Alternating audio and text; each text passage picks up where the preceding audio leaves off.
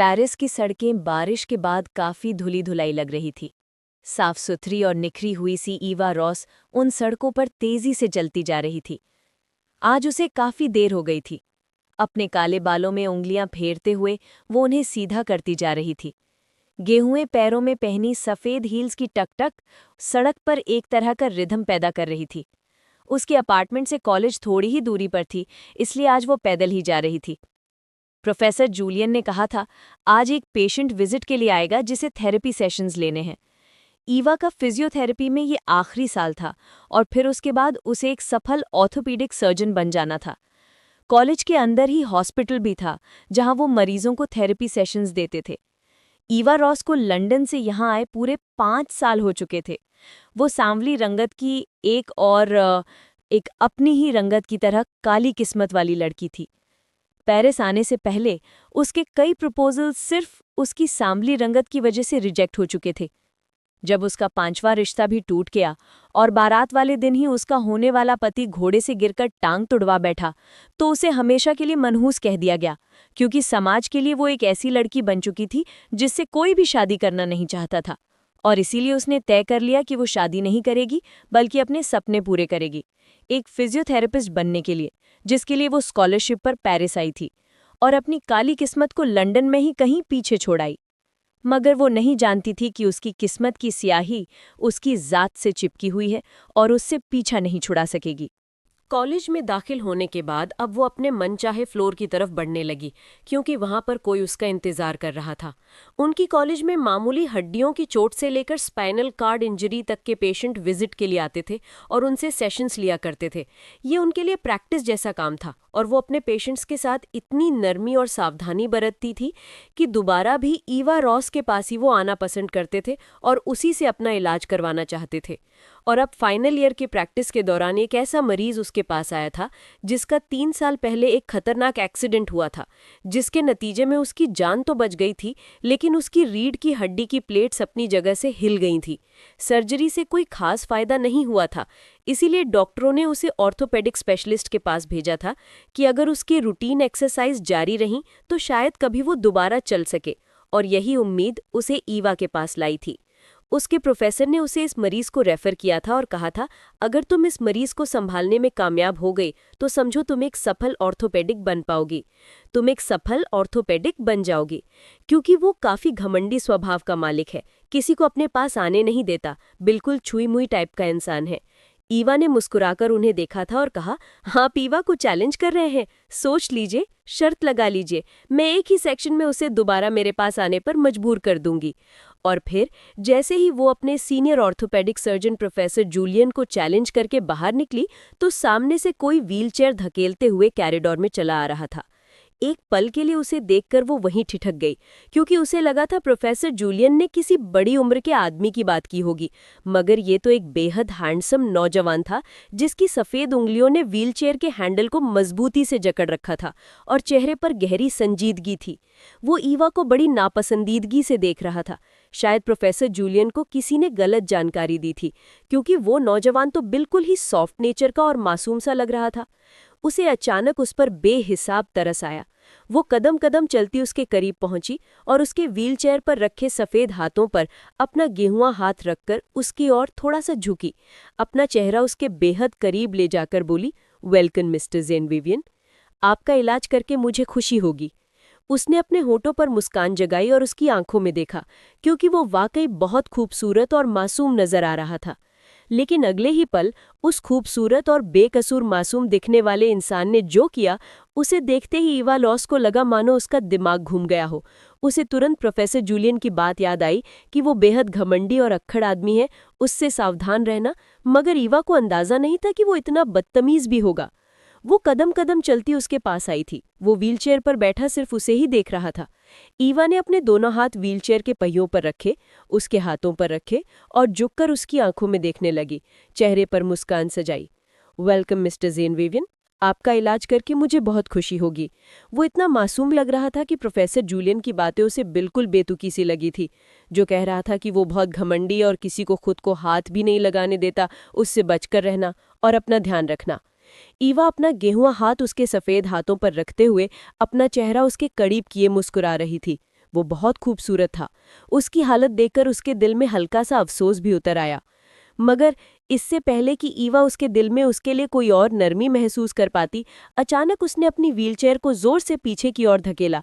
ईवा के हाथ उसके हाथों से छूट गए और उसका चेहरा उससे दूर चला गया। वो संतुलन न रख सकी और एकदम से फर्श पर औंधे मुंह गिर पड़ी। अचानक चोट लगने की वजह से उसकी नाक से खून बहने लगा। ये हमला इतना अचानक और तेज हुआ था कि ईवा के तो एक पल में ही होश उड़ गए थे। ऊपर से शर्म और अलग आ रही थी, क्योंकि एक औरत अगर किसी मर्द के सामने गिर जाए तो तकलीफ के साथ साथ शर्म भी बहुत महसूस होती है। वो तुरंत उठी और आंखों में तेज गुस्सा लिए ज़ेन को देखने लगी, जबकि कुछ देर पहले उन्हीं आंखों में नरमी थी। वो लड़का बहुत घमंडी है, किसी को अपने पास नहीं आने देता। ये बात उसके कानों में गूंजी और वो अपमान की जलन से अपनी मुट्ठियां कसने लगी। उसने मनी मन तय किया, इसे तो मैं ऐसा सबक सिखाऊंगी जो उम्र भर याद रखेगा। लेकिन वो कुछ बोली नहीं थी। ज़ेन अब भी पूरे ध्यान से उसी को देख रहा था। फिर उसे ऐसी नजरों से घूरने लगा जैसे कह रहा हो, देखा, मेरे बारे में जो बातें फैली हैं वो सच है। पर शायद वो ईवा को जानता नहीं था। उसे जिद्दी और बागी लोगों को काबू करना आता था। ईवा तेजी से उसकी तरफ बढ़ी और पीछे से उसकी व्हील चेयर को पूरी ताकत से धक्का दिया था। ये उसके भीतर भरे गुस्से की सीधी प्रतिक्रिया थी। सामने कमरे का दरवाजा था, जो इस वक्त बंद था, और व्हीलचेयर तेज रफ्तार से वहीं जा रही थी। इससे पहले कि उसका चेहरा सामने दीवार से टकराता और ईवा का बदला पूरा होता, ईवा ने ठीक दरवाजे के पास पहुंचते ही उसे रोक दिया। वो ज़ेन के कान के पास झुककर गंभीर आवाज में बोली, मिस्टर ज़ेन विवियन, लगता है आपको लोगों की बात समझ में नहीं आती, लेकिन चिंता मत कीजिए, मुझे कई तरीकों से समझाना आता है। शायद हादसे में आपके दिमाग पर भी चोट आई है, इसीलिए आपका दिमाग ठीक से काम नहीं कर रहा। पहले मुझे वही ठीक करना पड़ेगा, और मेरे इलाज का तरीका ऐसा है कि जो एक बार करवा ले वो बार बार मेरे पास आता है। आपका इलाज भी मैं बहुत अच्छे से करूंगी, क्योंकि आप मेरे लिए बहुत खास मरीज हैं। दोनों की नजरें फिर से मिली। ईवा की नाक से खून बह रहा था और ज़ेन की आंखों में गुस्सा उतर रहा था। एक पल के लिए ही सही, वो बुरी तरह घबराया था जब उसकी व्हीलचेयर तेजी से दरवाजे से टकराने वाली थी, और उसे भी कहीं ना कहीं अपनी बेबसी और बेइज्जती महसूस हुई थी। वो उसी बेबसी के मारे गुस्से और बेबसी के मारे ज़ेन की आंखों में नमी चमकने लगी थी। आंखों में शोले भड़कने लगे, और यही उनकी पहली मुलाकात थी। ईवा अपने ऑफिस में बैठी ज़ेन का एक्सरे ध्यान से देख रही थी, जो कुछ देर पहले ही किया गया था। उसके स्पाइनल कॉर्ड की 2 प्लेटें बीच से अपनी जगह से हिल चुकी थीं, बिल्कुल उसके दिमाग की तरह। मामला काफी जटिल था। वो अपने मन में लगातार सोच रही थी कि सबसे पहले क्या करना होगा, क्योंकि एक बार उसकी असफल सर्जरी हो चुकी थी, इसलिए दोबारा सर्जरी का जोखिम लेना बहुत खतरनाक था। उसकी फिजियोथेरेपी करनी पड़ेगी, ऐसी एक्सरसाइज करवानी पड़ेंगी कि ये प्लेटें वापस अपनी जगह पर आ जाएं और वो दोबारा अपने पैरों पर खड़ा हो सके। वो सच में बहुत खास मरीज था। ईवा को उसकी पर्सनल जानकारी में ये जानकारी काफी हैरानी भरी लगी कि वो न्यूयॉर्क से था। वो पिछले कुछ सालों से पेरिस में रह रहा था, एक बहुत बड़ा आर्किटेक्ट था और पेरिस में अपने एक प्रोजेक्ट पर काम कर रहा था, एक इमारत की तामीर का काम, जो शायद उसकी जिंदगी का सबसे महत्वपूर्ण मिशन था। और एक दिन जल्दी में अपनी साइट पर जाते हुए कार एक्सीडेंट हो गया था, और वो अपने पैरों पर खड़े होने की क्षमता से वंचित हो गया था। ईवा के हाथ में उसकी फाइल की और उसकी पिछली जिंदगी की कहानी उसके सामने खुली पड़ी थी, जिसमें सिर्फ संघर्ष था। इतनी कम उम्र में इतना बड़ा मुकाम हासिल करना कोई आम बात नहीं थी। शायद मेहनत ईवा और ज़ेन दोनों की जिंदगी के बीच की एक समान बात थी। उसने भी अपने कॉम्प्लेक्स से निकलने के लिए खुद पर बहुत मेहनत की थी। कभी कभी वो कड़वी बातें और यादें आज भी उसके कानों में गूंजती थीं, जिन्होंने उसे अंदर तक तोड़ कर रख दिया था। अगर वो हिम्मत जुटाकर अपनी सारी कमजोरियों से लड़ाई ना करती, उन्हें स्वीकार ना करती, तो शायद आज किसी दूल्हे का इंतजार कर रही होती, जो उसे सारी मुश्किलों से निकाल कर उसकी जिंदगी को स्वर्ग बना देता। ये ईवा की सोच थी, और जो बिल्कुल गलत थी, क्योंकि जब तक इंसान अपनी कमजोरियों से खुद लड़ना नहीं सीखता और खुद को मजबूत नहीं बनाता, तब तक कोई भी उसे उसके मसलों से निकाल नहीं सकता। ये हमारी गलत फहमी होती है कि किसी मजबूत आदमी की पनाह में आकर हम खुद मजबूत हो जाएंगे और हमारी सारी समस्याएं खत्म हो जाएंगी। ईवा ने कड़वी सी मुस्कान होठों पर लाई और इन सारे विचारों को मन से कहीं दूर झटक दिया। फिर वो उन रिपोर्ट्स को गौर से देखने लगी जो दूसरे डॉक्टर ने मिस्टर ज़ेन की बनाई थी। उसकी चोट को ठीक करने के लिए उसके नेचर का गहराई से अध्ययन करना बहुत जरूरी था। आखिरकार उसने अपनी आंखों से चश्मा उतारकर मेज पर रखा और अपनी आंखें धीरे धीरे मलने लगी। जहां वो मिस्टर जेन के सफल करियर से प्रभावित हुई थी, वहीं उसकी चोट ने उसे अंदर तक उदास भी कर दिया था। हालांकि उनकी पहली मुलाकात काफी कड़वी रही थी और वो वाकई बहुत खड़ूस इंसान था, मगर न जाने क्यों उस पर घमंड अच्छा भी लगता था। जिसने जिंदगी में इतना संघर्ष किया हो और इतने ऊंचे मुकाम तक पहुंचा हो, उसकी नाक पर यह थोड़ा बहुत घमंड होना बिल्कुल सामान्य बात थी। वैसे भी ईवा ने पिछले 5 सालों में न जाने कैसे कैसे मरीजों की थेरेपी की थी और इसीलिए वो इन सब चीजों की आदी हो चुकी थी। ईवा इन्हीं सभी सोचों में गुम थी कि दरवाजे पर हल्की सी दस्तक हुई। वो एकदम से चौंक कर सीधी हुई। अंदर प्रोफेसर जूलियन दाखिल हो चुका था। उसने मुस्कुराकर उसकी तरफ देखा और कुर्सी पर बैठते हुए बोला, तुम्हारी नाक कैसी है? और साथ ही हंसने भी लगा। तो उस खड़ूस ने प्रोफेसर जूलियन को भी इस हादसे के बारे में बता दिया था। ईवा ने गंभीर होकर कहा, मेरी नाक बिल्कुल ठीक है। प्रोफेसर जूलियन बोला, पता है, नाक पर चोट लगना इंसान की अहमियत पर चोट लगने जैसा होता है। ईवा ने हल्की सी आंखें घुमाकर उसे देखा। हम डॉक्टरों की कोई अहमियत नहीं होती, क्योंकि हमें अक्सर पागल मरीजों का इलाज करना पड़ता है। इसलिए अपनी अहम और अपनी नाक दोनों को एक तरफ रखना पड़ता है। प्रोफेसर जूलियन ने मुस्कुराते हुए उसे देखा और बोला, और यही वजह है कि मैंने तुम्हारा चुनाव किया है, क्योंकि उस जिद्दी घोड़े को तुम ही काबू कर सकती हो। और वो घोड़ा इस अस्पताल में सेक्शन लेने के लिए बिल्कुल भी तैयार नहीं है। उसे हर समय 24 घंटे एक फिजियोथेरेपिस्ट की ज़रूरत है, और वो चाहता है कि वो तुम्हें अपने लिए हायर कर ले जब तक वो पूरी तरह ठीक ना हो जाए। वैसे भी इस अस्पताल में तुम्हारा ये आखिरी साल है, और कुछ ही दिनों में तुम एक डिग्री होल्डर ऑर्थोपेडिक सर्जन बनकर निकल जाओगे। तुम्हें प्रैक्टिस ही करनी है ना, तो अस्पताल की जगह उसके घर पर जाकर कर लेना। मरीज 24 घंटे उपलब्ध रहेगा। तुम जितनी बार उसकी एक्सरसाइज करवाना चाहो कर सकती हो, लेकिन बिना उसे हाथ लगाए, क्योंकि मैंने सुना है जब कोई लड़की उसके वजूद को हाथ लगाती है तो वो ऐसे ही करंट मारता है। उसने एक आंख दबाकर ईवा को इशारा किया और ईवा झुंधला कर बोली, जो इंसान 24 सेकंड तक मुझे अपने सामने बर्दाश्त नहीं कर सकता, वो 24 घंटे कैसे करेगा? और मैं उसे हाथ लगाए बिना उसका इलाज कैसे करूंगी? इस पर प्रोफेसर जूलियन ने कंधे उचका दिए और बोला, इसका जवाब तो तुम्हें खुद ही ढूंढना होगा, क्योंकि ये बात तो मेरी समझ से भी बाहर है। वो अचानक खड़ा हुआ और बोला, अपना सामान पैक कर लेना। 2 घंटे के बाद एक गाड़ी आएगी और तुम्हें लेकर उसके घर पहुंचा देगी। Best of luck. ईवा का एक भी जवाब सुने बिना वो कमरे से गायब हो चुका था। ईवा ने सिर पकड़कर कहा, तो क्या 24 घंटे मुझे उस पागल ज़ेन विवियन को बर्दाश्त करना पड़ेगा, या फिर उसे मुझे? पियून ने आकर बताया कि बाहर आपके लिए गाड़ी आई हुई है। उसने एक लंबा गहरा सांस लिया था और खुद को इस मुश्किल मिशन के लिए तैयार किया। फिर उसने अपना बैग उठाया और अस्पताल से बाहर निकली। सामने एक सफ़ेद रंग की BMW खड़ी थी और ड्राइवर विनम्र अंदाज में बाहर खड़ा उसका इंतजार कर रहा था। जैसे ही वो गाड़ी के करीब आई, ड्राइवर ने पिछला दरवाज़ा खोला और ईवा उसमें चुपचाप बैठ गई। उसने अपना चश्मा उतारकर मुट्ठी में पकड़ लिया। उसका दिल तेजी से धड़क रहा था कि न जाने वो सिरफिरा इंसान उसके साथ क्या करेगा, मगर वो अपना बेस्ट देना चाहती थी और उसके जैसे मरीज को ठीक करके अपनी काबिलियत भी साबित करना चाहती थी। सफ़र खामोशी से कटा और गाड़ी एक आलीशान घर के सामने जाकर रुकी। जैसे ही वो नीचे उतरी, सामने खड़े उस बेहद खूबसूरत घर को देखकर दंग रह गई। पूरे मकान का सफ़ेद रंग का पेंट था और ग्रे कलर का गेट था। सफ़ेद और ग्रे का ये कॉम्बिनेशन आंखों को बहुत सुकून दे रहा था। गेट के अंदर प्रवेश करते ही एक छोटा सा गोल लॉन था, जिसमें हर रंग के फूल बेहद सलीके से खिले हुए थे। वो घर नहीं बल्कि एक खूबसूरत कलाकृति था। राहदारी में प्रवेश करते ही लगभग 50 साल की एक महिला उससे टकरा गई। शायद वो यहाँ की केयर टेकर थी। उसने मुस्कुराकर कहा, साहब कमरे में आपका इंतजार कर रहे हैं, और एक तरफ बने कमरे की तरफ इशारा कर दिया। तो क्या उसे उसके कमरे तक जाना पड़ेगा? ईवा ने सवालिया नजरों से उसकी ओर देखा, मगर वो बस मुस्कुरा दी और बिना जवाब दिए रसोई में चली गई। ईवा हल्के कदमों से दरवाजे के पास गई और उंगलियों से धीरे से खटखटाया। अंदर से कोई जवाब नहीं आया, तो उसने खुद ही दरवाजा खोलकर अंदर कदम रख दिया। ज़ेन सामने ही रिक्लाइनर चेयर पर बैठा था और उसके पैर आगे रखे ओटमन पर फैले हुए थे। उसे इस तरह देखते हुए वो किसी सामान्य, बिल्कुल परफेक्ट इंसान की तरह दिखाई दे रहा था, जिसमें किसी भी कमी का कोई नामो निशान ना था। ईवा ने हल्की सी ठंडी सांस भरी और धीरे से उसके करीब आई।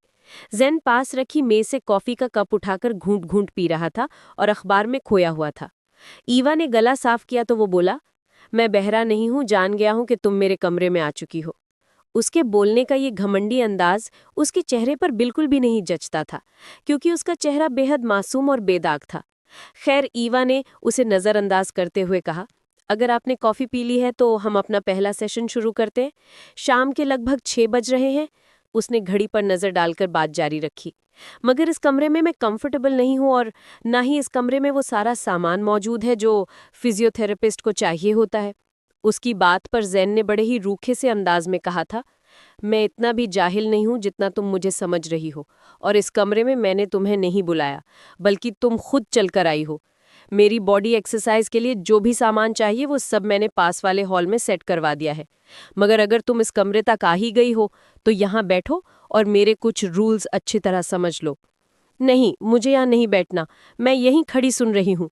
आप अपने रूल्स बताइए ताकि मैं उन्हें याद रख सकूं और हम आज की एक्सरसाइज शुरू करें, क्योंकि पहले ही काफ़ी देर हो चुकी है, उसने जल्दी से कहा। तो जैन बोला, पूछोगी नहीं कि मैंने तुम्हें ही अपनी थेरेपी के लिए हायर किया है? ये वही सवाल था जिसे वो सच में जानना चाहती थी, क्योंकि उसके हर हाव भाव से तो उसके लिए बेजारी झलक रही थी। लगता था मानो वो ईवा से बचकर चल रहा हो, फिर भी 24 घंटे उसे अपने सिर पर रखने के लिए तैयार था। आखिर क्यों? और उसने जो वजह बताई उसे सुनकर ईवा सचमुच हैरान रह गई। जीन बोला, आज से 1 साल पहले तुमने मेरे जैसे ही एक मरीज का इलाज किया था। अपने प्रैक्टिस एग्जाम्स के लिए मैंने उस व्यक्ति की सारी रिपोर्ट्स देखी हैं, और उसके बारे में जो डॉक्टरों की राय थी वो भी पढ़ी हैं। वे उसके बारे में ज़्यादा उम्मीद नहीं रखते थे, मगर तुमने उसे ख़ास तरह की एक्सरसाइज करवाई थी और तुम्हारा तरीका इलाज ने मुझे प्रभावित किया। हालांकि तुम्हारा पहला प्रभाव मुझे बिल्कुल भी पसंद नहीं आया था। इशारा उनकी पहली मुलाकात की तरफ था, और ये कहते हुए उसने अपनी नापसंद छुपाने की कोई भी कोशिश नहीं की थी। और ईवा हल्की कड़वाहट के साथ मुस्कुरा दी। जो भी हो, वो आदमी सामने वाले की खूबियों को मानने वाला था और उन्हें स्वीकारना भी जानता था। इसमें वो कोई हिचक महसूस नहीं करता था। जिस मरीज की वो बात कर रहा था वो 1 साल पहले उनके हॉस्पिटल में आया था और बिल्कुल ज़ेन वाली स्थिति में आया था, यानी वही व्हीलचेयर, और उम्र लगभग यही कोई 20 से 25 साल। डॉक्टरों का उसके बारे में कहना था, शायद वो जिंदगी भर के लिए अपाहिज हो चुका है, कभी भी अपने पैरों पर खड़ा नहीं हो सकेगा। मगर उस पेशेंट की आंखों में उम्मीद थी, जुनून था। एक आग थी कि वो फिर से चलकर दिखाएगा। और यही जुनून और यही उम्मीद ईवा को आज ज़ेन की आंखों में भी देखनी थी। शायद इसी वजह से पहली मुलाकात में वो उसके इतना करीब आकर उसकी आंखों में झांकने लगी थी। मगर शायद उसने इस बेबाकी को गलत समझ लिया था, तभी उसने उसे फर्श पर मुंह के बल गिरा दिया था। क्योंकि अगर मरीज के अंदर ठीक होने की उम्मीद ना हो तो दुनिया का कोई भी डॉक्टर उसे ठीक नहीं कर सकता। और वही उम्मीद ईवा को ज़ेन में देखनी थी, ताकि उसे पता चल सके कि वो उस पर जो भी मेहनत करेगी वो व्यर्थ तो नहीं जाएगी। क्योंकि उसे ठीक करना मुश्किल था, मगर शायद नामुमकिन नहीं था। और यही बात ईवा ने उसे बताई तो वो एक पल के लिए खामोशी से उसे देखता रहा। ये अंदाज़ा लगाना मुश्किल था कि उसे ईवा की बात पसंद आई है या नापसंद, क्योंकि उसके चेहरे के एक्सप्रेशन बिल्कुल सपाट थे। उसने उसकी बात का जवाब दिए बगैर आगे कहा कि मेरी पहली शर्त ये है कि तुम कभी भी मुझसे मेरी पर्सनल लाइफ के बारे में नहीं पूछोगी, सिर्फ और सिर्फ अपने प्रोफेशन तक सीमित रहोगी। और ईवा को भला क्या एतराज़ हो सकता था? शायद वो वास्तव में उसे कोई छिछोरी किस्म की लड़की समझ रहा था, जो उसके रूप से प्रभावित होकर अपना दिल उस पर हार बैठी हो। उसे भला उसकी पर्सनल लाइफ से क्या लेना देना हो सकता था? और जब उसने अपनी दूसरी शर्त बताई तो वो हैरानी से मुंह खोले उसे देखने लगी, जैसे उसके शब्द समझने में उसे कोई गलती हुई हो। वो बोला था कि मुझे काले बालों वाली औरतें सख्त नापसंद। थोड़ी देर में यहाँ एक हेयर एक्सपर्ट आएगी और तुम्हारे बाल मेरी पसंद के अनुसार रंगेगी। ईवा ने इस बार झुंझलाकर कहा कि मेरे काले बालों से आपको क्या एतराज़ है? और जो बात उसने कही वो उसे अंदर तक हिला गई थी। वो बोला कि मुझे काले रंग से नफरत है। वो उसकी आंखों में आंखें डालकर बोला था, और ईवा को यूं लगा जैसे उसके मुंह पर किसी ने एक जोरदार थप्पड़ मारा हो। तो क्या वो उसे उसके बालों की आड़ में उसके रंग पर तंज कस रहा था? ईवा का चेहरा इंसल्ट से लाल पड़ चुका था और उसके अगले शब्द जैसे गले में ही अटक गए। उसका दिल चाहा कि वो यहाँ से भाग जाए और फिर कभी इस शख्स के सामने न आए। और उसे जो लगता था कि इस देश में लंदन जैसी बात नहीं, जहाँ लोग आपके रंग पर सबसे ज्यादा तंज करते हैं।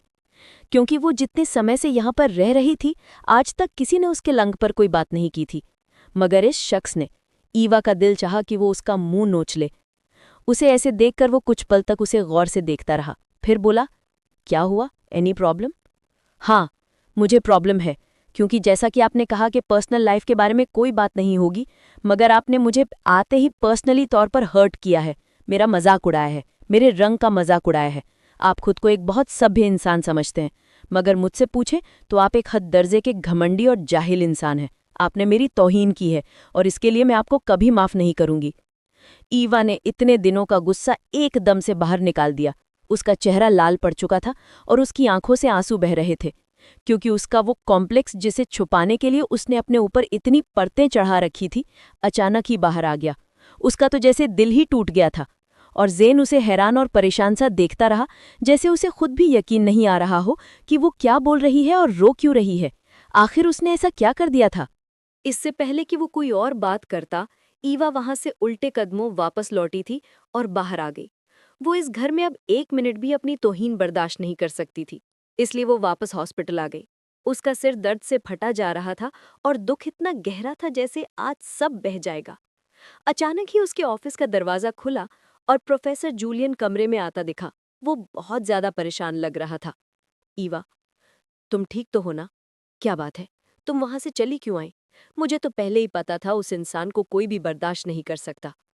शाहिद, मैंने तुम्हें वहां भेजकर गलती की थी, मुझे माफ कर दो।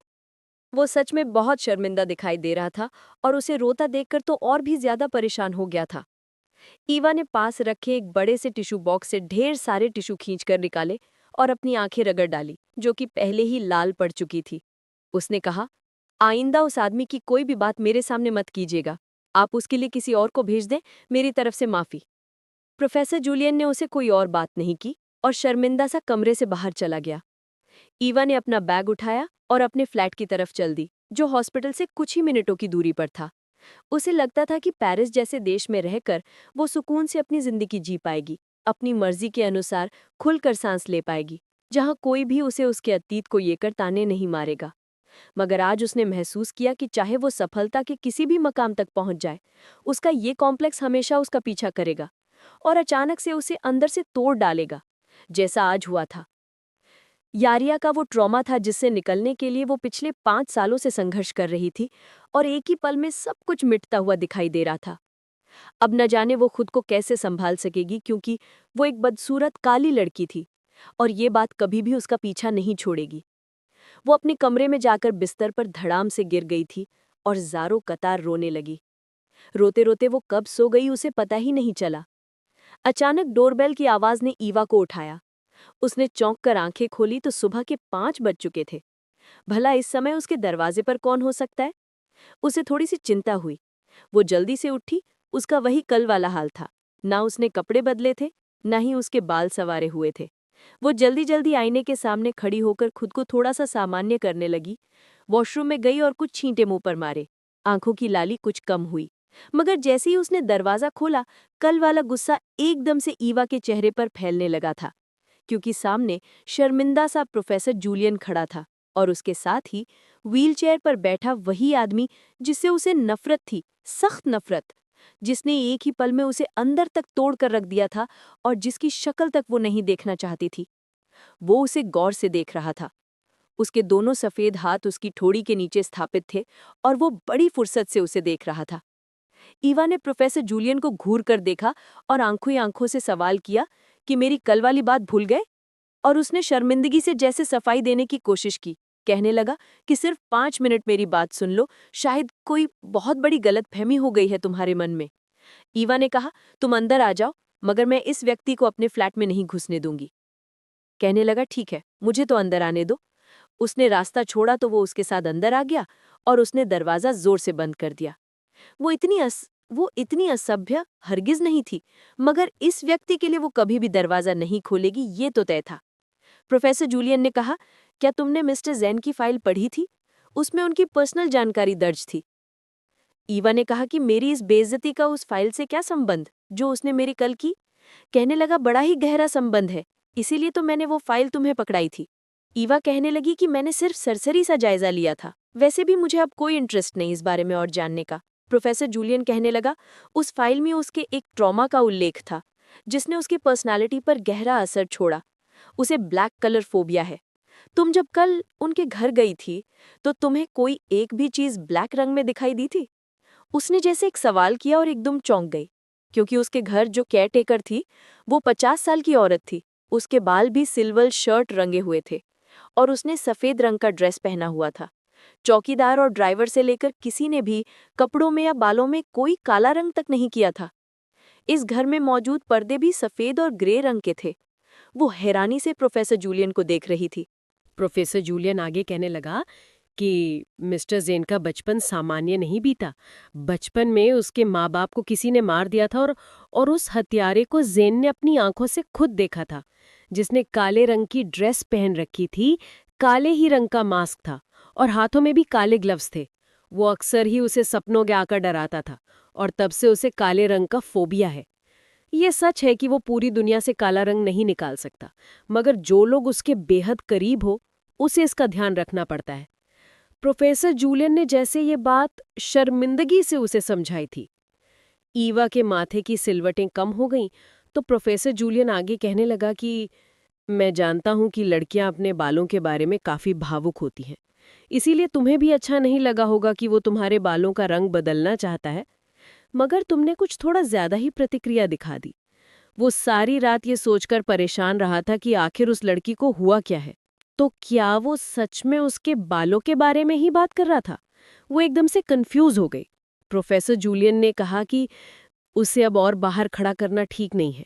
एक बार उसे अंदर बुलाओ और बैठकर इस मामले को सुकून से सुलझाओ। मैंने तो उसे कहा है कि मैं तुम्हारे लिए कोई और थेरेपिस्ट भी भेज दूंगा जो अपने बाल खुशी खुशी तुम्हारे लिए रंगवा लेगी, मगर वो जिद्दी है और एक बार तुमसे मिलना चाहता है, इसीलिए मैं उसे यहाँ लाया हूँ। अब आगे जो भी तुम्हारा फैसला होगा वो तुम्हारी अपनी पसंद है, मगर मेरा विचार है कि एक बार बैठकर उससे शांति से बात कर लो। प्रोफेसर जूलियन शांति और समझदारी भरे अंदाज में बोलने लगा और कुछ देर के बाद सामने वो व्हीलचेयर पर बैठा था और अभी तक गौर से ईवा को देख रहा था और बीच बीच में वो कुर्सी पर बैठा चाय के कप से घूंट घूंट भी पी रहा था, जो उसने मेहमान नवाजी के तौर पर उसे बनाकर पेश की थी। उसके काले लंबे बाल चोटी में बंधे हुए थे। उसने अपनी आंखों में आंखें डालकर कहा उसने उसकी आंखों में आंखें डालकर कहा कि मेरी आंखों का रंग भी काला है, क्या इनमें भी लेंस लगवा लूं, क्योंकि मैं लंदन से हूं। तो कहने लगा कि लगवा लो तो अच्छा है, वरना तुम्हारी मर्जी। उसने जैसे कंधे उठाए थे। लेकिन ईवा की अगली बात ने उसे बुरी तरह हैरान कर दिया। उसने कहा, और मेरी स्किन के रंग के बारे में क्या विचार है आपका, क्योंकि ये भी काला है और बदकिस्मती से इस पर सफेद रंग की पॉलिश नहीं की जा सकती। उसकी बात सुनकर वो कुछ क्षणों के लिए हैरान और परेशान सा उसकी ओर देखने लगा। उसने अपने हाथ में पकड़ा चाय का कप मेज पर रख दिया और व्हीलचेयर को थोड़ा सा उसके करीब लाया। फिर कहने लगा, कल जो तुमने इस हद तक प्रतिक्रिया दिखाई थी, क्या तुम्हें ऐसा लगा कि मैंने तुम पर कोई ताना मारा है तुम्हारे रंग के बारे में? वो जैसे ईवा की बात का मतलब आज समझा था और उसने बड़ी मुश्किल से चाय का घूंट अपने गले से नीचे उतारा। ईवा के लिए मुंह से इस बात को स्वीकार करना मुश्किल था, क्योंकि सवाल उसके अपमान का था। वो बड़ी ही बारीकी और गौर से उसका चेहरा देख रहा था। फिर उसने चाय का कप मेज से उठाया और उस कप के अंदर देखने लगा। कहने लगा, पता है मुझे कौन सा रंग सबसे ज्यादा पसंद है? ईवा ने एकदम अपनी भौहें चढ़ा ली। भला इतनी गंभीर बात में ऐसी बेतुकी बात का क्या मतलब था? मगर उसने जवाब खुद ही दे दिया। कहने लगा, चाय का रंग। मुझे चाय का रंग बहुत पसंद है, खासकर लंदन की चाय। तुम चाय काफी अच्छी बनाती हो। और तुमसे किसने कहा कि तुम्हारा रंग काला है? तुम्हारा रंग पता है किस जैसा है? वो उसकी आंखों में आंखें डालकर कहने लगा, बिल्कुल चाय के जैसा, गेहूं के कच्चे दाने जैसा, जो पकने को बिल्कुल तैयार होता है। क्या वो रंग काला होता है? उसने मासूमियत से पूछा और वो कई क्षणों तक उसका चेहरा देखती रही। एकदम से उसके दिमाग में उस व्यक्ति के बारे में बनी हुई छाप उस चाय से उड़ती हुई भाप में अचानक से गायब हो गई थी और वो सच में लाजवाब हो गई। वो बहुत घमंडी था, लेकिन वो एक सच्चा और ईमानदार इंसान था और उसकी आंखों में सच्चाई थी। उसने सच में केवल उसके बालों के बारे में ही बात की थी। ईवा ने अचानक चाय का कप मेज पर रखा। थोड़ी देर पहले वाली शर्मिंदगी अब दूर हो गई थी। अब इस विषय पर और कोई बात नहीं। मैंने घड़ी पर समय देखा और कहा कि अब आप घर जाएं।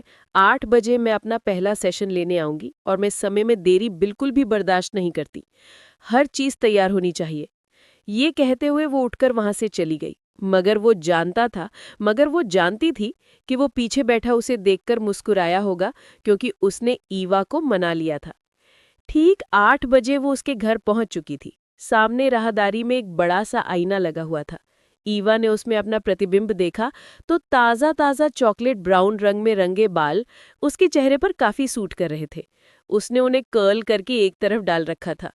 ईवा ने पहली बार अपने चेहरे के रंग को गौर से देखा और फिर धीरे से मुस्कुरा दी, क्योंकि उस व्यक्ति का लगाया गया अंदाजा बिल्कुल सही था। शायद ये उसके अंदर का हद से ज्यादा कॉम्प्लेक्स था कि उसे अपना गेहूं जैसा रंग भी काला काला दिखाई देता था। वो मुस्कुराते हुए राहदारी पार करके उसी हॉल जैसे कमरे में पहुंची जहां पर वो पहले से एक ट्रैक सूट में नीचे बिछे मैट्रेस पर बैठा हुआ था। उसे सच में पता था कि ईवा की थेरेपी करने का तरीका क्या है।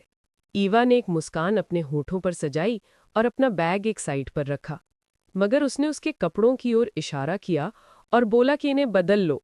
ईवा ने हैरानी से अपने कपड़ों को देखा, क्योंकि उसमें कहीं भी काले रंग का धब्बा तक नहीं था।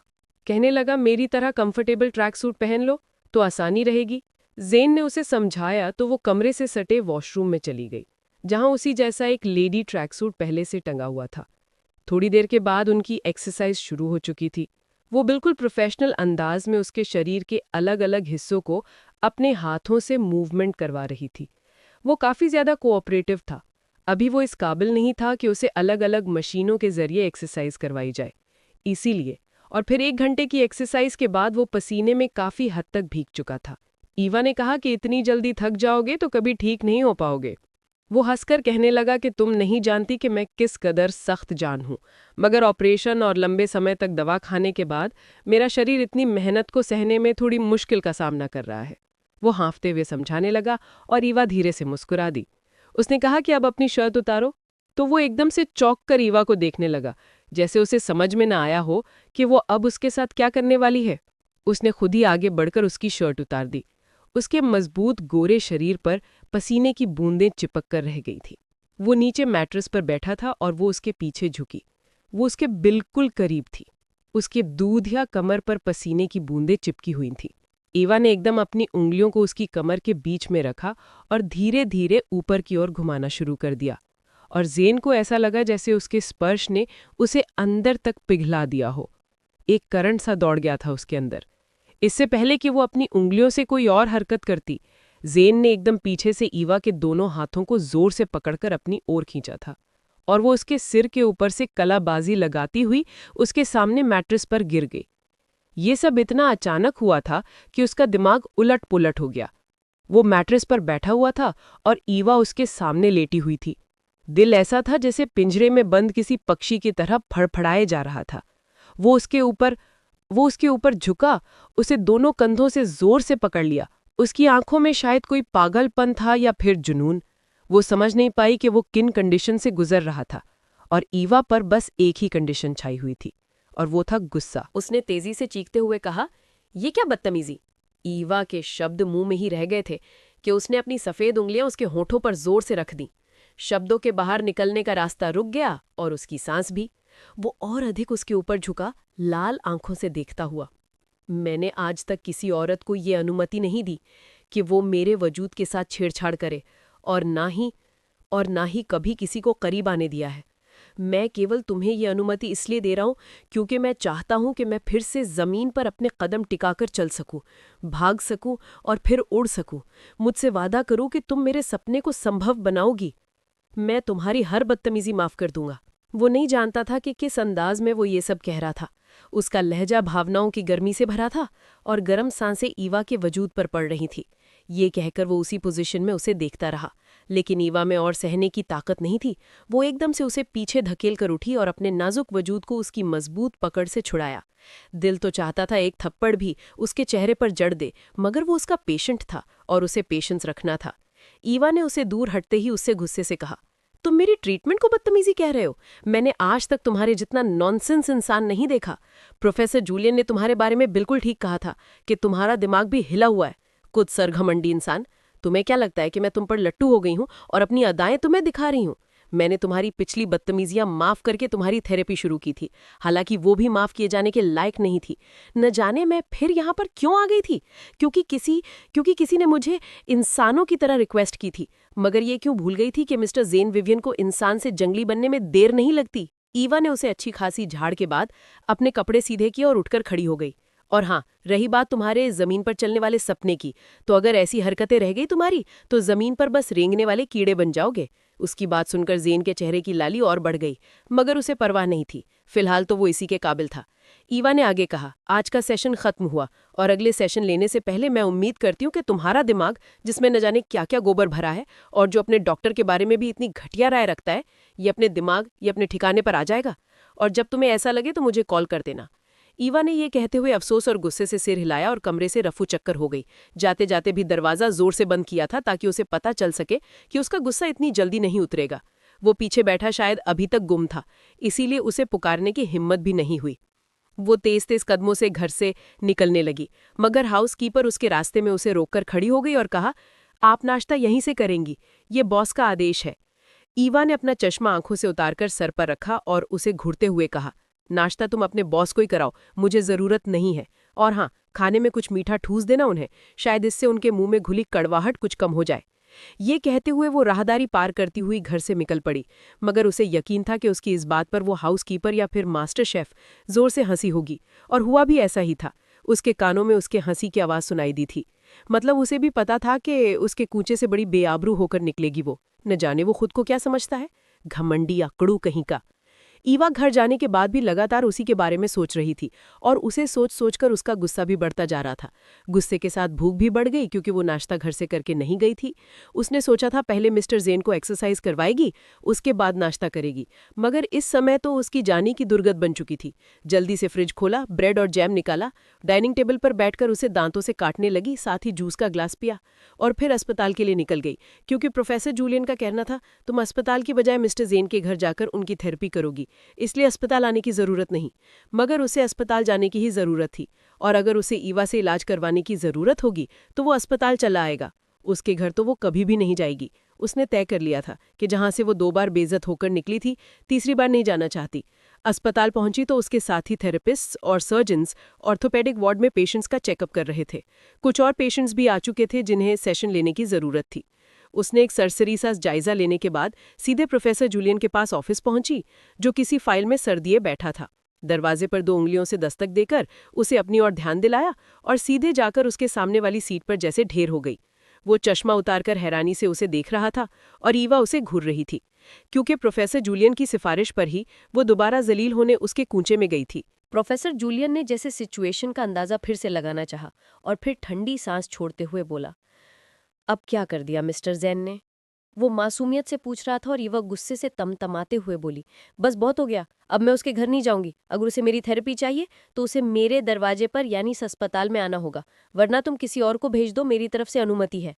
ईवा ने 2 टोक लहजे में कहा तो वो एकदम से चुप हो गया और उसके चेहरे के एक्सप्रेशंस नोट करने लगा, ताकि जान सके कि इस बार बेइज्जती की वजह और गंभीरता क्या थी।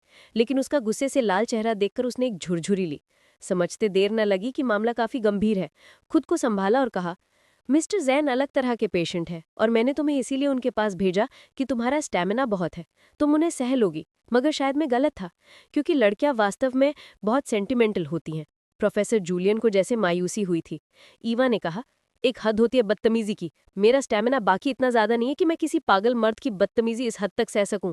हाँ, अगर उसे अपनी थेरेपी इसी अस्पताल में आकर करवानी है तो मैं खुशी खुशी कर दूंगी, मगर मैं उसके घर नहीं जाऊंगी। मेरी अना इसे बर्दाश्त नहीं करती। उसने अपने दोनों हाथ ऊपर उठाए और प्रोफेसर जूलियन ईवा की तरफ देखकर मुस्कुराने लगा और हंसते हुए बोला, उस बदतमीज इंसान को तुम्हारा तरीका पसंद आया है और वो तुमसे ही इलाज करवाना चाहता है, क्योंकि वो वास्तव में ठीक होना चाहता है और उसे लगता है कि तुम उसे ठीक कर दोगी। फिर उस पागल खड़ू से जाकर कहो कि अपने मसीहा को यूं अपमानित नहीं करते। कह देना उसे कि पहले आकर मुझसे माफी मांगे और फिर इसी अस्पताल में मैं उसकी थेरेपी करने के लिए तैयार हूं। इसके अलावा किसी भी बात पर मुझसे बातचीत मत करना। ईवा ने प्रोफेसर जूलियन को धमकी देकर कहा और वहां से चली गई। सच तो ये था कि वो भी अब उसे और सहन नहीं कर सकती थी। जो थोड़ी बहुत सहानुभूति उसके दिल में उसके लिए पैदा हुई थी, वो उसके घमंड और अकड़ के आगे गहरी नींद सो गई थी। वो अपने ऑफिस में बैठी दूसरे पेशेंट्स की फाइल का जायजा ले रही थी और उनकी इंजरी के बारे में अपने साथी थेरेपिस्ट की राय ले रही थी कि अचानक उसके ऑफिस का दरवाजा खुला और ईवा का गला तक कड़वा हो गया, क्योंकि सामने जो दृश्यों से दिखाई दिया था वो उस घमंडी इंसान का था जो व्हीलचेयर पर बैठा था और वो उसे अंदर तक उतरती नजरों से देख रहा था। किसी हाल में उसके एक्सप्रेशन में कोई कमी या नरमी का संकेत नहीं था। ईवा ने उसे पूरी तरह नजरअंदाज किया और अपने कलीग से बात जारी रखी। वो धीरे धीरे व्हीलचेयर धकेलकर उसके बिल्कुल करीब, बिल्कुल सामने आया और ऊंची आवाज में कहा, क्या मैं मिस ईवा से अकेले में बात कर सकता हूँ? उम्मीद है कि क्या आपको मेरी दखलंदाजी परेशान नहीं करेगी, क्योंकि मुझे उससे बहुत ज़रूरी बात करनी है। आप प्लीज़ थोड़ी देर बाहर चले जाएं। वो इस कदर सभ्य लहजे में आदेश दे रहा था और उसके कलीग्स 1 सेकंड में अपनी फाइलें समेटकर ऑफिस से बाहर हो गए थे, क्योंकि वो भी जानते थे कि मिस्टर ज़ेन पागल किस्म के हैं, कहीं उन्हें झाड़ी ना लगा दें। ईवा बिल्कुल हैरान होकर उसे देख रही थी, जिसने कुछ ही पलों में उससे मिलने का रास्ता निकाल लिया था, या शायद उसे और अपमानित करने का नया नया बहाना ढूंढ लिया था। ये उनकी तीसरी मुलाकात थी और ईवा को यकीन था ये मुलाकात भी दूसरी मुलाकातों की तरह उसके अंदर कोई नई कड़वाहट घोल देगी। उसने गुस्से से कहा, ये क्या तरीका है मिस्टर ज़ेन, मैं मीटिंग में बिजी थी।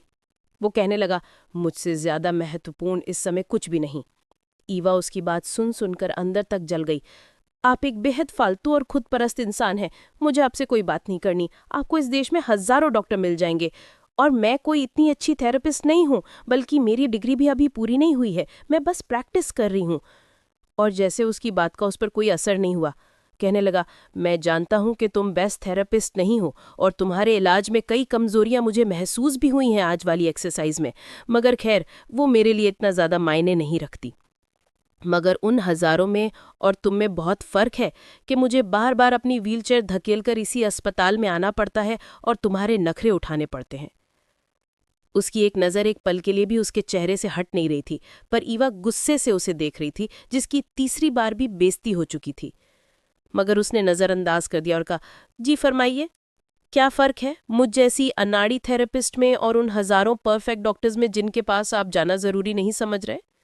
वो हल्का सा मुस्कुराया और उसके गाल में पड़ने वाला गड्ढा देखकर ईवा की नज़र वहीं अटक गई।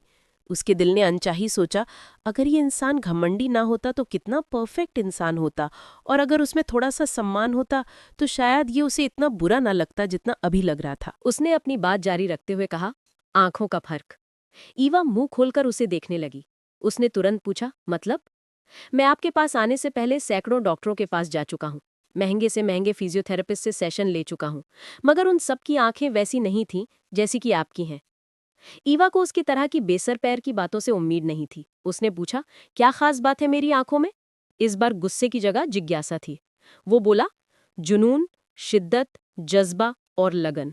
दुनिया में बहुत कम आंखें ऐसी होती हैं जिनमें ये चारों चीजें एक साथ हों, और इन्हीं आंखों की वजह से मैं तुम्हारी सारी बदतमीजियां और नखरे सह रहा हूं और बार बार तुम्हारे दर पर खुद को घसीट कर ले आता हूं। ईवा के दिल में आया, मतलब एक तो चोरी, ऊपर से सीना जोरी, उल्टा मैं नखरे दिखा रही हूं? या फिर ये। वो आगे बोला, मिस ईवा, आप जानती हैं दुनिया में बहुत से लोग होते हैं जो अपनी मेहनत से बड़ी कामयाबियां हासिल करते हैं। उनके पास बड़ी बड़ी डिग्रियां होती हैं, वो अपने काम में बहुत माहिर भी होते हैं, मगर उनमें जज्बे की कमी होती है। वो जज्बा जिसके साथ उन्होंने अपने काम की शुरुआत की थी, वो वक्त के साथ साथ खत्म हो जाता है। फिर उन्हें लगता है कि उनके हाथ में शिफा, इलाज करने की शक्ति क्यों नहीं है, जबकि वो पूरी कोशिश करते हैं। और इसका बस एक ही जवाब है, उन्हें अपने काम से इश्क नहीं रह जाता। वो अपने पेशे को सिर्फ नौकरी या रोजगार का जरिया बना लेते हैं। पर तुम उनसे अलग हो। तुम में हजार कमियां सही, तुम बिल्कुल परफेक्ट भी नहीं हो। तुम उन बड़े बड़े थेरेपिस्ट के बराबर भी नहीं हो जिनके सेशन में मैं जा चुका हूं, क्योंकि वो अपने काम में माहिर हैं, मगर उनमें एक कमी है, वो अपने पेशेंट के अंदर के जज्बे को जगाने में नाकाम रहते हैं, और जितनी भी मेहनत कर लें उसे ठीक नहीं कर पाते। क्योंकि एक डॉक्टर या फिजियोथेरेपिस्ट का पहला काम अपने पेशेंट को समझाना, समझना होता है, उसके अंदर से ये चीज बाहर लाना कि वो ठीक हो सकता है और ये काम संभव हो सकता है। मगर वो डॉक्टर सिर्फ आपकी फाइल पढ़कर ही कह देते हैं कि आपका इलाज संभव नहीं, तो वो पेशेंट भला ठीक कैसे हो सकता है? कैसे खुद को जोड़कर एक नए सिरे से कोशिश कर सकता है खुद को अपने पैरों पर खड़ा करने की? ईवा ने अपनी उंगलियों में पेन दबा रखा था जो पसीने से भीग गया था। उसे आज ये बात माननी पड़ रही थी कि मिस्टर जैन, जो बिल्कुल घमंडी और बदतमीज है, मगर उनकी बात में विरोधी को मान लेने का हुनर छिपा होता है। उनके शब्द अगर आपको गहरी चोट पहुंचा दें तो वही मरहम भी रखते हैं। ऐसा मरहम कि हम बार बार उसी के हाथों चोट खाना पसंद करते हैं। वो जो अपनी तरफ से सोच रही थी कि आज के बाद उनकी शक्ल भी नहीं देखेगी और ना ही उनकी थेरेपी करेगी, वो ये मान रही थी कि उनसे पीछा छुड़ाना उसके लिए बिल्कुल भी आसान नहीं है। और उसकी नेचर ऐसी थी, अगर कोई इंसान उसे चोट देने के बाद उस पर मरहम रखता तो वो तुरंत पिघल जाती। उसे एक और मौका देना चाहती थी। उसने मुस्कुराकर अपने पिछली फाइल बंद कर दी जो किसी नए पेशेंट की थी, क्योंकि अब उसे इस बदतमीज इंसान को और सहना था। वो जैसे ही उस हॉल जैसे कमरे से निकली, पूरी तरह पसीने से भीगी हुई थी। आज तो मिस्टर जैन ने उसके सारे स्टैमिना निकाल लिए थे। हालांकि उसमें काफी स्टैमिना था, वो घंटों तक पेशेंट के साथ सेशन ले सकती थी, मगर बीच में आराम भी होता था, क्योंकि रीढ़ की हड्डी टूटे हुए पेशेंट में इतना स्टैमिना नहीं होता कि वे थकाने वाली एक्सरसाइज कर सके। इसीलिए मशीनों से ज्यादा उन्हें हाथों से मूवमेंट करवाई जाती थी। मगर मिस्टर जैन जो वास्तव में कमाल था, पहले 1 महीने तो हल्की फुल्की थेरेपी कराता रहा, मगर अब जैसे उसमें कोई सुपरमैन घुस गया था जो तुरंत भागना चाहता था और उड़ना चाहता था, और वो इस चक्कर में परेशान हो गई थी। अभी वो अपने शरीर का वजन पैरों पर नहीं उठा सकता था, क्योंकि इसके लिए बहुत समय और लगन की जरूरत थी। मगर उसने जल्दी ठीक होना था, क्योंकि मिस्टर जैन के अनुसार उसका बहुत काम प्रभावित हो रहा था। उसकी इमारत जिसका ढांचा बन चुका था, अब इस प्रोजेक्ट को वो जल्दी से जल्दी पूरा करना था, जिसके लिए उसका पूरी तरह से ठीक होना और फिट होना बहुत जरूरी था। वो पानी की बोतल मुंह से लगाकर पी रही थी कि अचानक वो भी अपनी व्हीलचेयर धकेलते हुए बाहर आया और कहा, मिस ईवा, मैं अभी आधा घंटा और एक्सरसाइज कर सकता था, मगर औरतें सदा की नाजुक मिजाज होती हैं। औरतों को तो फिजियोथेरेपिस्ट होना ही नहीं चाहिए। वो एकदम उसकी ओर मुड़ी, क्योंकि अगर उसकी चलती जबान को ना रोका जाए तो वो उसके बारे में और 2-4 तारीफें कर डालता। मैं वो उसके आगे झुकी और कहा, तो आपको किसने कहा था कि एक औरत से थेरेपी कराएं आप? क्योंकि मैंने सुना है इस शहर में मर्द थेरेपिस्ट भी हर जगह अपना क्लिनिक खोल चुके हैं, और उन्होंने अपने क्लिनिक के बाहर ये बोर्ड तो नहीं लगाया कि मिस्टर जैन विवियन का अंदर आना मना है, क्योंकि वे आपकी असलियत से अनजान हैं। ईवा ने भी उस पर तंज किया और उठकर जाने लगी, जबकि पीछे से जैन के खूबसूरत गुलाबी होठों पर एक प्यारी सी मुस्कान खिल उठी थी। पता नहीं क्यों उसे इस लड़की को परेशान करने में मजा आता था। नाश्ते की टेबल लग चुकी थी और वो मिस्टर जैन के टेस्ट और उसकी सेहत के अनुसार चुनी चुनी चीजें उसकी प्लेट में डाल रही थी, क्योंकि वो सिर्फ उसकी थेरेपी ही नहीं कर रही थी, बल्कि उसके खाने और अन्य चीजों का भी ध्यान रख रही थी, और इसके लिए उसे अलग से कोई कमीशन नहीं मिलता था। और इस बात के बारे में वो उसे कई बार जता भी चुकी थी, मगर कोई फायदा नहीं था। या तो वो ध्यान नहीं देता या वो बेहद कंजूस आदमी था। पीछे से जैन की आवाज आई, मिस ईवा, आपको कितनी बार समझाया है कि नाश्ते की टेबल पर तब जाया करें जब आप चेंज कर लें और फ्रेश हो जाए। मगर उस पर कोई असर नहीं था। वो मुस्कुराकर उसका आदेश सुन रही थी, क्योंकि उसे अच्छी तरह पता था कि उसके मुंह से अब अगली बात क्या निकलेगी। इतने दिनों में वो उसके मिजाज से पूरी तरह परिचित हो चुकी थी। बड़े आए सफाई पसंद। मुंह में बड़बड़ाते हुए वो अपनी प्लेट में नाश्ता निकालने लगी, क्योंकि बहुत जोर की भूख लगी थी। इस घर में वो मिस्टर जेन और मैडम एला के अलावा इस वक्त कोई भी नहीं था। मैडम एला मिस्टर जेन की हाउसकीपर भी थी और शेफ भी। डस्टिंग वगैरह भी वही करती थी, और उसने एक ही हेल्पर को हर काम के लिए रखा हुआ था। न जाने उसे घर में ज्यादा लोग पसंद नहीं थे, या वो इतना कंजूस था कि एक से अधिक कर्मचारी का खर्च वो अफोर्ड नहीं कर सकता था। वो कई बार उससे कहती भी थी कि बेचारी मैडम एला सारा दिन काम कर करके थक जाती होगी, आपको कोई दूसरी हेल्पर रख लेनी चाहिए। तो वो कहता, तुम किस लिए हो, तुम उनका हाथ बटाया करो। और वो उसे ऐसे देखती जैसे दुनिया में जितने भी घमंडी और रूड इंसान हैं, मिस्टर जैन का नंबर पहला है। मगर शायद उसे इसकी कोई परवाह नहीं थी। शायद किसी की भी राय से उसे कोई फर्क नहीं पड़ता था। वो बस अपनी मनमानी करता था, अपनी मर्जी करता था, और दूसरों पर भी अपनी मर्जी थोपता था। अगर कोई उसकी बात नहीं मानता तो वो अपनी बातों में उलझाकर उसे मना लेता था। ये कला उसमें कूट कूट कर भरी हुई थी, और इसीलिए जो भी एक बार मिस्टर जैन के साथ जुड़ जाता वो उसे छोड़ नहीं सकता था।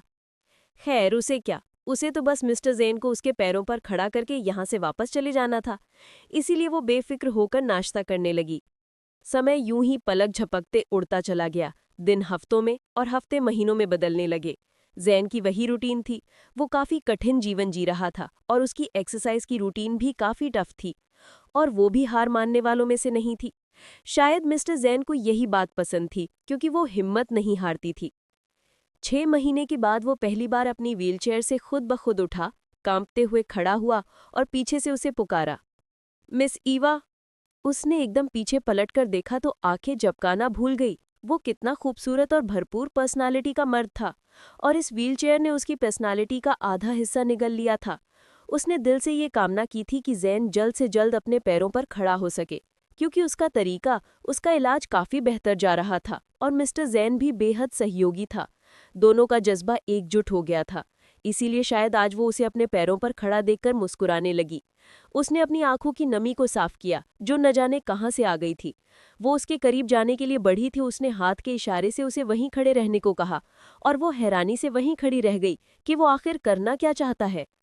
मगर जैसे ही उसने एक कदम आगे बढ़ाया, उसे ऐसा लगा जैसे किसी ने उसका दिल मुट्ठी में जकड़ लिया हो। उसके कदम बुरी तरह कांप रहे थे। वो पसीने से तर हो चुका था, क्योंकि अभी शायद उसके कदम उसके शरीर का भार नहीं सह पा रहे थे। मगर न जाने वो किस धुन में था। एक कदम बढ़ाने के बाद जब दूसरा कदम उठाने लगा तो एकदम से लड़खड़ाया। इससे पहले कि वो फर्श पर गिर जाता और सारी मेहनत बेकार हो जाती, वो जल्दी से आगे बढ़ी और उसके शरीर का भार खुद पर सहकर फर्श पर गिर गई। वो भी एकदम से उसके ऊपर गिरा था और उनकी धड़कनें आपस में टकरा गई थी और ऐसा हड़कंप मचा रही थी कि आवाज कानों में गूंजने लगी थी। वो उसकी धड़कनों पर अपना पूरा भार डाले हुए था। ईवा के गाल बेवजह शर्म के मारे दहकने लगे थे। ज़ेन ने जरा सा सर उठाकर उसकी ओर देखा और उसके गले से झांकती खूबसूरती पर उसकी नजर गई तो वो जल्दी से अपनी नजरें चुरा गया था। ये सब इतना अचानक हुआ था कि दोनों कुछ पल के लिए हैरान से एक दूसरे को देख रहे थे। अब उसे समझ नहीं आ रहा था कि वो उसे कैसे उठाए, क्योंकि उसने अपना पूरा वजन उस नाजुक सी जान पर डाल रखा था। इससे पहले कि उसकी पसलियां टूट फूट का शिकार होती, ईवा ने पूरी ताकत से उसे खुद से अलग करके नीचे पड़े मैट्रेस पर डाल दिया, जो पास ही पड़ा था। बड़ी मुश्किल से अपने टूटे बिखरे शरीर को समेटा और गुस्से से उसे घूर कर देखा। आपकी हड्डियां जोड़ने के चक्कर में मैं अपनी हड्डियां तोड़वा बैठूंगी। भला इतनी क्या जल्दी है आपको भागने की? थोड़ा सा सब्र क्यों नहीं कर सकती? अगर आपको कुछ हो जाता तो मेरी सारी मेहनत पर पानी फिर जाता। न जाने क्यों उसकी आंखों से आंसू निकल आए थे। वो हैरानी से उसकी ओर देखने लगा, क्योंकि उसे भी समझ नहीं आ रहा था कि वो किस कश्मकश से गुजर रही है। मगर वो और वहां खड़ी नहीं रह सकती थी और अपना तमाशा नहीं बनवाना चाहती थी, इसलिए उल्टे कदमों बाहर की ओर भाग गई। उससे दूर जाते हुए पहली बार उसे एहसास हुआ कि वो उसके कितना करीब आ चुकी है। शायद इसी वजह से उसके आंसू बह रहे थे और बहते ही जा रहे थे। हर दृश्य धुंधला धुंधला सा था। वो नंगे पांव घर से बाहर की ओर भाग रही थी। वो हर दिन मिस्टर ज़ेन के बेहद करीब जाती थी और उनकी मूवमेंट करवाने के लिए, मगर इतनी अधिक तीव्रता उसके जज्बों ने पहले कभी नहीं आई थी जितनी आज आ चुकी थी, क्योंकि अंदर से वो एक बहुत ही कमजोर दिल की लड़की थी। बाहर से चाहे वो जितनी भी मजबूत नजर आती, उसके अंदर कहीं दिल के खाली कोने में एक नगाड़ा सा बजने लगा था, जो तब बजता है जब आपको किसी से मोहब्बत हो जाए और आपको खुद भी इसका एहसास ना हो। अपने फ्लैट में आने के बाद वो अपने कमरे में बंद हो गई, मगर जो शोर एकदम से अंदर से उठने लगा, उसे दबाना इतना आसान नहीं था। उसे याद आने लगा कि वो इतनी तेजी से कब रोई थी। शायद तब जब उसे बदकिस्मती का ताना सुनने को मिला था, या तब जब उसकी 5वीं बारात भी उसकी काली किस्मत, काले रंग और बस बदकिस्मती की वजह से उसके दरवाजे तक आने से रह गई थी। आज फिर से वो सारे गम ताज़ा हो चुके थे, क्योंकि वो एक बार फिर किसी कमजोर पल की कैद में आ चुकी थी। इतने सालों से खुद को मजबूत बनाने वाला नाटक खत्म हो गया था, क्योंकि ईवा आज भी वैसे ही कमजोर थी, जो अपने जज्बातों के हाथों फिर से मात खाने वाली थी। भले ही ज़ेन विवियन ने उसके दिल के खाली कोने में जगह बनाई थी और उसके दिल को धड़कने की वजह दी थी, लेकिन वो अच्छी तरह जानती थी वो उसके काबिल नहीं है। ठीक होते ही वो उसे बिल्कुल भूल जाएगा।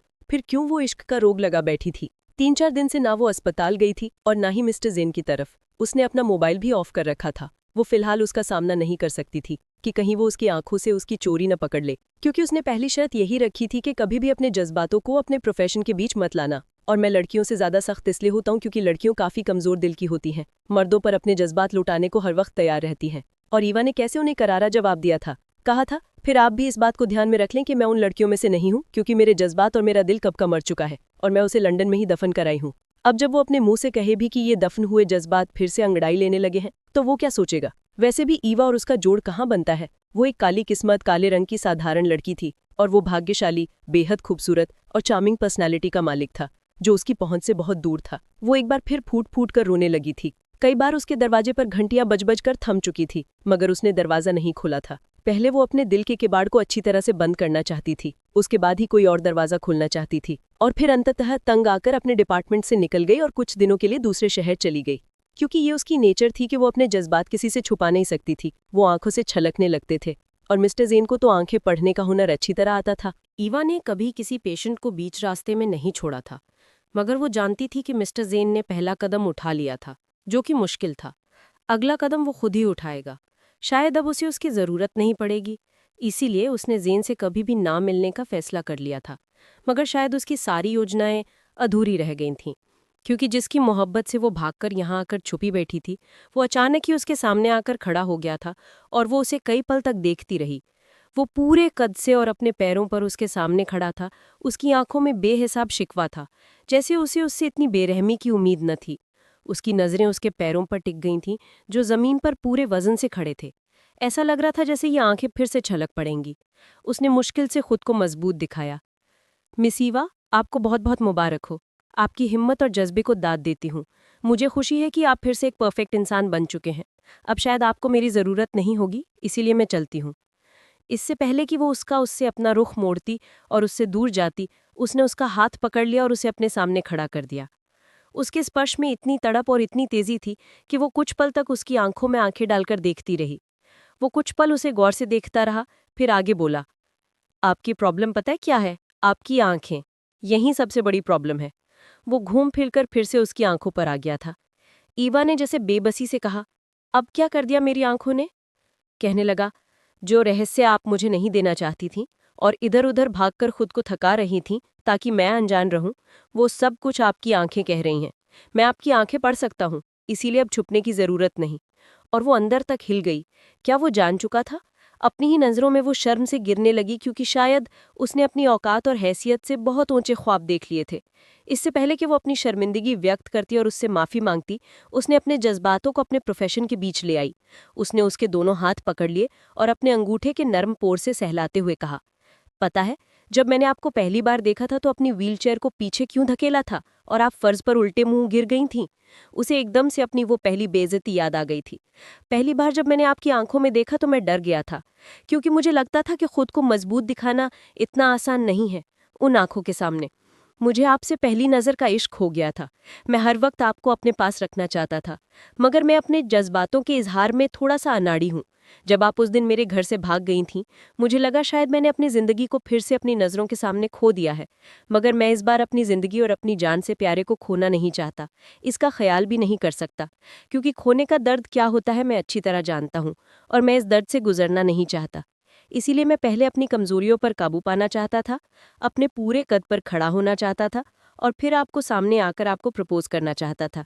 ये कहते हुए उसने अपनी जेब से एक अंगूठी निकाली और बिना उसकी राय जाने उसकी उंगली में पहना दी, क्योंकि शायद वो उसकी आंखों से वो सब कुछ पढ़ चुका था जो वो बताने से डरती थी। इसीलिए ईवा की मर्जी जानने की कोशिश नहीं की, और ईवा के सांवले हाथ उसके सफ़ेद हाथों में कांपने लगे। जेन ने उन्हें इतनी मजबूती से थाम रखा था कि उसकी रंगत के बारे में कोई भी हीन भावना का एहसास पेरिस के गर्म माहौल में कहीं विलीन हो गया था, और वो नम और मुस्कुराती आंखों से उसे देखती रही, क्योंकि उसने उसे किसी भी सफाई का कोई भी मौका नहीं दिया था और उसे चारों खाने चित कर दिया था। और वो 5 बार ठुकराई हुई लड़की उस व्यक्ति के सामने खड़ी थी जो अपने आप में एक पूर्ण इंसान था, और ईवा की कमियां जो उसने खुद अपने ऊपर थोप रखी थीं उसकी संगति में घुल चुकी थीं।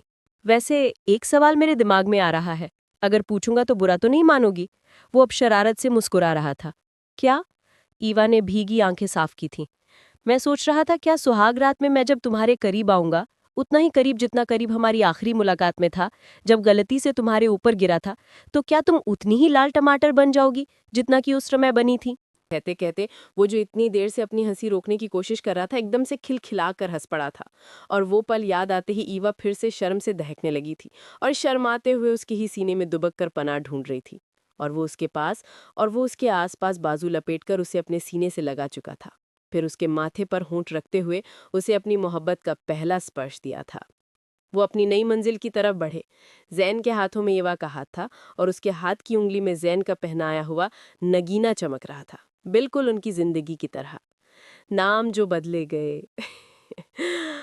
अगर आपको हमारी स्टोरी अच्छी लगी तो हमारे चैनल को लाइक, शेयर और सब्सक्राइब जरूर करें। फिर मिलते हैं एक नई स्टोरी के साथ। Bye bye.